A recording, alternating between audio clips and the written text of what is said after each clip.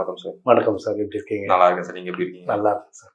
எல்லாருக்கும் first 2026 new year வாழ்த்துக்கள். அமானுஷ்யம், இந்த மர்மம், இந்த மாதிரி வார்த்தைகள்லாம் இருக்குல்ல. ஸோ இந்த மாதிரி அமானுஷ்யத்திற்கு பெயர் போன, மர்மத்திற்கு பெயர் போன இன்ட்யூஷன் தான் இவங்களுக்கு நிறையவே இருக்கும். அப்படிப்பட்ட விருச்சிக ராசிக்காரர்களுக்கு இந்த 2026 எந்த மாதிரி அமைய போகுது சார்? இந்த விருச்சிக ராசி அதாவது இப்போ நிறைய புதையெல்லாம் கிடைக்குதுல்ல, திருவண்ணாமலை கூட இப்போ தங்க காசு தான் கிடைச்சி. ஓகே, இது இந்த விருச்சிகத்துக்கு தான் கிடைக்கும். அதாவது அவன் சொல்லுவான், போன ஜென்மத்தில் அவன் புதைச்ச புதையலை கும்பராசி புதைக்கும் ஆனா எடுக்கிறது விருச்சிக ராசியா இருக்கும். ஏன் கும்பம் புதைக்கிறாங்க? கும்பம் வந்து பானை, அதுல சிம்பிளே பானை உள்ள என்ன இருக்குன்னு யாருக்குமே தெரியாது. மோஸ்ட்லி அது உள்ள புதையல் இருக்கும். ஸோ அவங்க வந்து என்ன புதையல் மாதிரி சேர்ப்பாங்க, சேர்த்து மறைச்சி வைப்பாங்க. சரி, ஆனா அனுபவிக்க மாட்டாங்க. அனுபவிக்கிறது யாருன்னா விருச்சிகம் தான். அது தேல் போயிட்டு எங்க இருந்தாலும் அதை போய் எடுத்துட்டு வந்துடும். இந்த புதையெல்லாம் அதிகமா புதையல் கிடைக்கிறது, லாட்டரி சீட் அடிக்கிறது, இதெல்லாம் மோஸ்ட்லி விருச்சிகத்துக்கு தான் நடக்கும். அதாவது புதையல்னு அந்த ஃபார்ம்ல சொல்றீங்க, ஆனா எப்படி வேணா அவங்களுக்கு காசு. ஆமா, எப்படியோ ஏதோ ஒரு ஃபார்ம்ல அமௌண்ட். ஆமா. எனக்கு ஒரு ஃப்ரெண்ட் இருக்காங்க. அவங்களுக்கு வந்து எப்படின்னா, அவங்க வந்து யூஎஸ்ல இருக்காங்க, இவங்க அப்பா அம்மா இங்க ஊர்ல இருக்காங்க. அவங்க அப்பா அம்மாவுக்கு தரத்துக்கு வந்து அவங்களுக்கு அக்கௌண்ட் பார்க்கறதுல இருந்து என் ஃப்ரெண்டு அக்கௌண்ட்டுக்கு அனுப்பிச்சு அது அவங்க அப்பா அம்மாவுக்கு அவன் ஃப்ரெண்ட் எடுத்து கொடுப்பான். சம்மந்தமே இல்லாம மாசம் லட்சங்கள் தான் அக்கௌண்ட் வந்து விடும். அவனுக்கு அதுல சம்மந்தமே இல்லை, இன்னொருத்தர் கொடுக்குறதாக அவன் அக்கௌண்ட் வந்து வந்துட்டே இருக்கும். அந்த மாதிரி லக்கியான ராசி தான் விருச்சகம். அது இந்த தடவை வந்து அவங்களுக்கு வந்து எந்த பிரச்சனையும் இல்லை. சனி பகவான் எந்த பிரச்சனையும் இல்லை, சுத்தமா இருக்கிறதுனால இந்த வருஷம் அவங்களுக்கு வந்து ஓஹோன்னு பணமழை பயங்கரமா கொட்டும். அது அவங்களுடைய 2வது வீட்லயே இவரு குரு பகவான் பாக்குறாரு, தனுஷ். அதனால பணம் வந்து எக்கச்சக்கமா கொட்டும். என்னன்னா கொஞ்சம் ஜாகிரதையா இருக்கணும். பணம் வருதை வந்து ப்ராப்பரா டாக்குமெண்டேஷன் பண்ணணும். ஏன்னா சனி பகவானும் பார்க்கறதுனால குரு சனி சேரும்போது இந்த டாக்குமெண்டேஷன் இது வரும். அதாவது யாரோ ஒருத்தர் பணம் தந்திருக்காங்க அப்படின்னா அதை கரெக்டாக டாக்குமெண்ட் பண்ணணும். இல்லைன்னா தந்துட்டு ஒரு வாரத்தில் இதில் திருப்பி கொடுத்துட்டாங்கன்னா பிரச்சனை ஆகிடும்.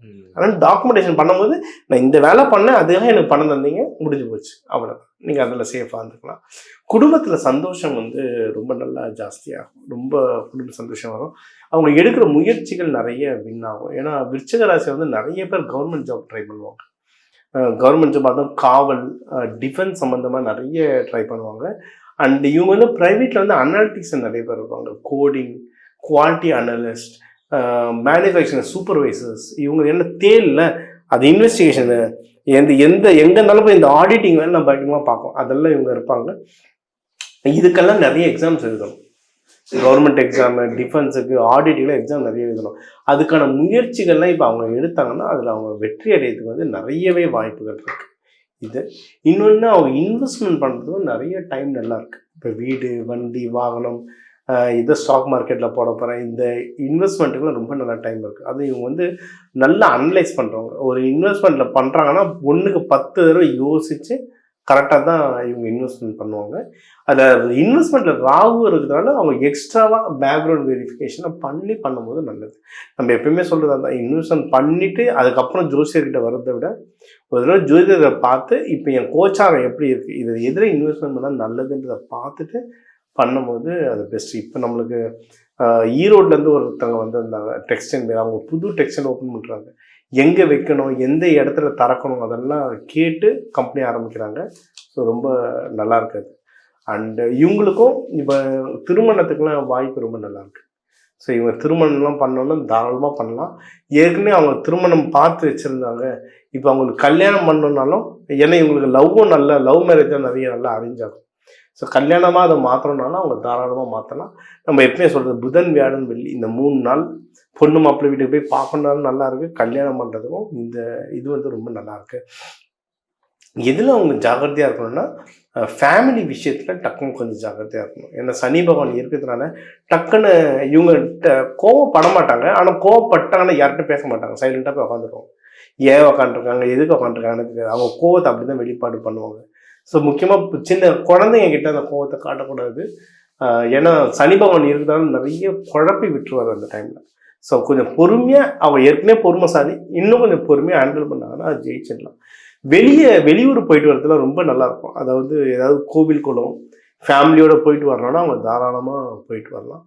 கடன்கள் ஏதாவது பார்க்குறாங்க, இப்போ கல்யாணத்துக்குலாம் கடன் வாங்குகிறோம், அந்த மாதிரி தான் இருக்குது. நல்லா செலவு அப்படி இருக்குது. கடனில் தேடுறாங்கனால உங்களுக்கு கடன் கைக்கு கிடைக்கிறதுக்கு ரொம்ப நல்ல வாய்ப்பு இருக்குது.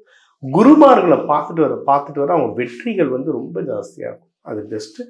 தொழில் ஸ்தானமும் நல்லா இருக்கு. வெளிநாடு போகணும், ப்ரொமோஷனுக்கு ட்ரை பண்ணோன்னா தாராளமாக ட்ரை பண்ணலாம். சூப்பராக இருக்குது அமைப்பு.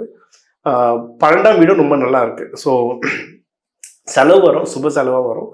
கிடைக்கிற பணத்தை கரெக்டாக இன்வெஸ்ட்மெண்ட் பண்ணாங்கன்னா ஜெயிச்சிடலாங்க. Okay sir. ஓவராலா ஒரு ஜாக்பாட் ராசியில விருச்சிகமும் லீடிங்ல இருக்கு. சரி, இப்ப இதை தாண்டி இவங்களுக்கு கோயில் வழிபாடு அப்படின்னும் போது எந்த மாதிரி கோயில் வழிபாடுகள் இவங்களுக்கு சிறந்ததா இருக்கும்? எஸ். இன்னும் மேலும் வெற்றிகளை பெறத்துக்கும் இன்னும் வழிகளையும் சொல்லுங்க.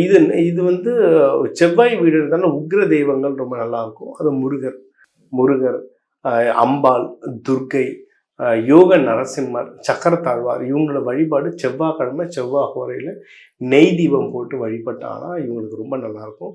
அன்னதானம் பண்ணுறதுக்கு இவங்க வந்து தாராளமாக தக்காளி சாதம், லெமன் சாதம் இதெல்லாம் இவங்க அன்னதானமாக பண்ணுறது வந்து இவங்களுக்கு ரொம்ப நல்ல சிறப்பு தரும். எதனால சார் பர்டிகுலராக தக்காளி சாதம்?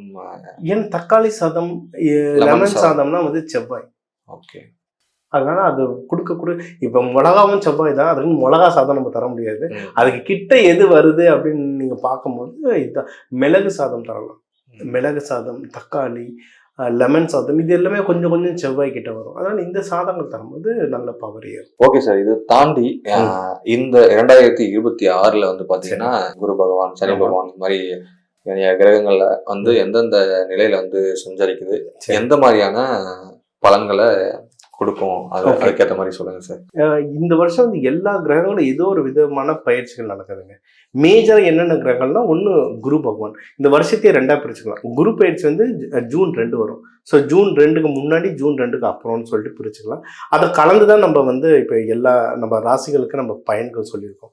இன்னொன்று சனி பகவானோட வக்ர பயிற்சி நடக்குது. சனி பயிற்சி 2.5 வருஷத்துக்கு ஒன்று, வக்ர பயிற்சி நடக்குது. அதுவும் ஜூலை 27 அந்த டைம்ல நடக்கும். அதுவும் நடுவில் தான், வருஷத்துக்கு நடுவில் வருது. மேஜரா இன்னொன்று யாருன்னா ராகு கேது பயிற்சி. அது வந்து நவம்பர் 25. ஸோ 2026 நவம்பர் 25 கடைசியும் நடக்குது. அதான் சொன்னேன், இது வந்து யாருக்கு ஒரு பெரிய விமோசனம், சிம்ம ராசி கும்பராசிக்கு ஒரு பெரிய விமோசனம். ஏன்னா ஏற்கனவே ரொம்ப கஷ்டப்பட்டு இருக்காங்க. ஸோ இந்த 3 கிரகங்கள், ராகுக்கு எது சேர்த்தா 4 கிரகங்கள், இந்த 4 கிரகங்கள் பயிற்சி நடக்குது. ஸோ இந்த வருஷம் வந்து நிறைய மாறுதல்கள் இருக்கு, நிறைய நல்லதும் இருக்குங்க இந்த 2026. இன்னொன்று இந்த 2026 வந்து தமிழ் மாத பிரகாரம், நம்ம ஏப்ரல் 14 வரணும் தமிழ் நியூ இயர், அது பிரகாரம் பார்க்கும்போது இந்த வருஷம் வந்து ஸ்பிரிச்சுவல் வருஷம். ஒரு வருஷத்துக்கும் ஒரு நல்லது நடக்கும். சரிங்க. விஸ்வாச வருஷம், இப்போ பிரபவ வருஷம் வருது. இந்த வருஷத்துக்கு என்னன்னா ஹைலி ஸ்பிரிச்சுவல். நீங்கள் வேணால் பாருங்கள், இந்த வருஷம் நம்ம அடுத்த நியூ இயர் போடும்போது நம்மளுக்கு அந்த கமெண்ட்ஸ் வரும், நீங்கள் சொன்னது ரைட்டுன்னு. இந்த வருஷம் நிறைய கோவில் ஸ்தலங்கள் நிறைய வளரும். கோவில் ஸ்தலங்கள் சம்பந்தமான விஷயங்கள் நிறைய பேசப்படும். நிறைய முருகர் சிலை திறப்பாங்க, நிறைய சாமி கோவில்கள் கும்பாபிஷேகம் நிறைய நடக்கும் இந்த வருஷம். இன்னொன்று தொழில்களும் நிறைய ஆன்மீகம் சம்பந்தமான நிறைய தொழில் வரும். நீங்கள் இப்போ பார்த்தீங்கன்னா ஆன்மீக சம்பந்தமான நிறைய சேனல்கள் வருது. நிறைய ஆன்மீக கோவில்களை சுற்றி நிறைய கமர்ஷியலாகவே ஆன்மீகம் சம்பந்தமான நிறைய விஷயங்கள் நடக்கும். ஆன்மீக சம்பந்தமான ஆப்ஸ், ட்ரைனிங், கடவுள் வழிபாடு வந்து ரொம்ப நடக்கும். இந்தியா தமிழ்நாடு மட்டும் இல்லை, உலக லெவலில் நடக்கும். அதுலேயும் இந்தியா தமிழ்நாட்டில் ரொம்ப அதிகமாக வருவாங்க இந்த வருஷம். இன்னொன்று சார், இப்போ இந்த வருஷம் இந்த new year, English new year பிறக்கிறதே எப்படின்னா, நம்மளுக்கு வந்து சுக்கிரன்ல தான் பிறக்கிறார். அதுவும் எப்படின்னா, நம்ம தாரஸ்ன்னு சொல்லுவோம். நம்மளுடைய ரிஷப ராசியில் ரோகிணி நட்சத்திரத்தில் பிறக்கிறாரு. அன்னைக்கு பிரதோஷம் வேறு.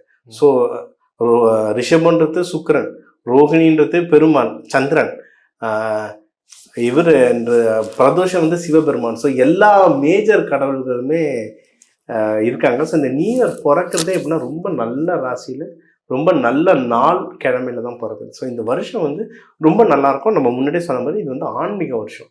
ஒரு வருஷத்துக்கு வந்து சில வருஷங்கள் வந்து கொஞ்சம் குரோதி வருஷங்கள்லாம் கொஞ்சம் எதிரிகள் கிட்ட இருந்து ஜாக்கிரதைன்னு சொல்லுவோம். ஒவ்வொரு வருஷம் தீம் இருக்கும்.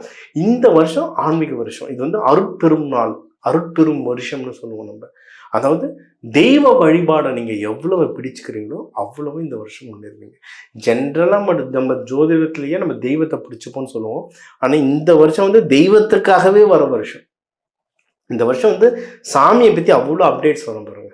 ஸோ இந்த வருஷத்துக்கு நீங்கள் தெய்வத்தை, உங்கள் இஷ்ட தெய்வம் இல்லைன்னா உங்கள் ராசி நட்சத்திரத்துக்கு, நம்ம தனாகர்ஷண பயிற்சிலாம் அதான் சொல்லுவோம், உங்கள் இஷ்ட தெய்வம் ஒன்று, ஆனால் உங்கள் ராசி நட்சத்திரத்துக்கு என்ன தெய்வம்ன்றதை நீங்கள் அதை பிடிச்சிக்கிட்டீங்கன்னா 3 தெய்வம் பிடிக்கணும் சார். ஃபஸ்ட்டு குலதெய்வம், அடுத்து உங்கள் ராசி நட்சத்திரம் லக்னம் அதுக்கேற்ற தெய்வம், அப்புறம் உங்கள் இஷ்ட தெய்வம். இந்த 3 தெய்வத்தை நீங்கள் பிடிச்சிட்டிங்கனாவே லைஃப் டைம் செட்டில்மெண்ட், எப்படியும் உங்களை காப்பாற்றிட்டு வந்துடுவாங்க. ஸோ இந்த 2026 வந்து பொதுவாகவே எல்லாருக்குமே ஒரு ரொம்ப சூப்பரான வருஷமாக இருக்குது. தெய்வ வழிபாடை கையில் வச்சுக்கோங்க. சார் ஓகே சார், இந்த 2026 புத்தாண்டு பலன்களை மிக சிறப்பாக எல்லாருக்கும் சொன்னீங்க. கண்டிப்பாக நம்ம நேயர்களுக்கு ரொம்பவே பயனுள்ளதாக இருக்கும். ரொம்ப நன்றி சார். ரொம்ப நன்றி சார். நம்ம நேயர்கள் எல்லாருக்குமே 2026 புத்தாண்டு வாழ்த்துக்கள். வாழ்க வளமுடன்.